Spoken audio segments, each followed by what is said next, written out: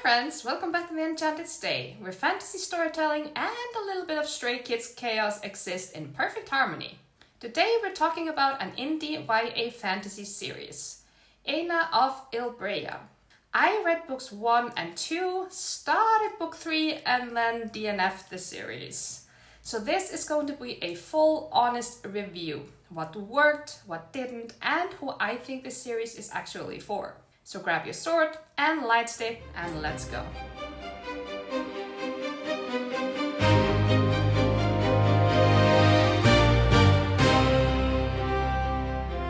The series is set in Ilbrea, a controlled, oppressive land ruled by 7 powerful guilds.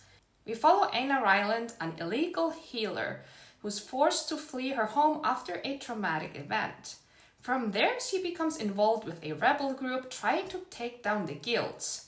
And over the course of the series, she evolves from a healer into something much darker. So on paper, this has everything.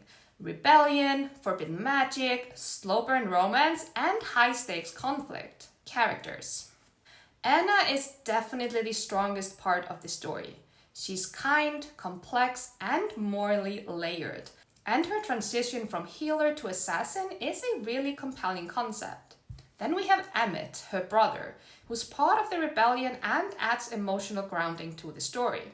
And Liam, a mage and rebel leader with ties to a mysterious magical bloodline. The relationships and banter between the characters were honestly one of my favorite parts. They felt believable and their dynamics carried a lot of the emotional weight of the story. Worldbuilding. The world building is solid. It's a medieval style setting with unique magic and lore, and the concept of the guilds controlling society is really interesting. There's clearly a lot of thought put into the structure of the world, and it creates a strong foundation for the story. Tropes and Archetypes. This series leans into rebellion against oppressive systems, forbidden magic, slow burn romance, found bonds and loyalty, overcoming the monster, and ultimately, tragedy. And that last one is important because I don't think this is a romance. This is a tragedy. What I liked. Book 1, Ember and Stone, I really enjoyed. I gave it 4.5 out of 5 stars. It was engaging, well-paced, and set up the world and characters really well. Book 2, Mountain and Ash. I still liked it, but it slowed down a bit for me. I rated it 4 out of 5 stars. The characters remained the highlight. Their relationships, their banter, their emotional connections. That part of the series was done really well. What I didn't like. This is where things started to fall apart for me. As the series progressed, the pacing slowed down more and more, especially in book 3. The plot started drifting away from the core rebellion storyline, and I felt like we were losing direction. There were also plot threads and hints, like Ena being special, that were never fully explained. And some scenes in book 2 didn't seem to connect to anything later on. It started to feel disjointed. Why I DNF'd this series? So I made it about a third into book 3, Ice and Sky, and at that point I stopped. And I'll be honest, I read the final chapter of book 4 before deciding not to continue.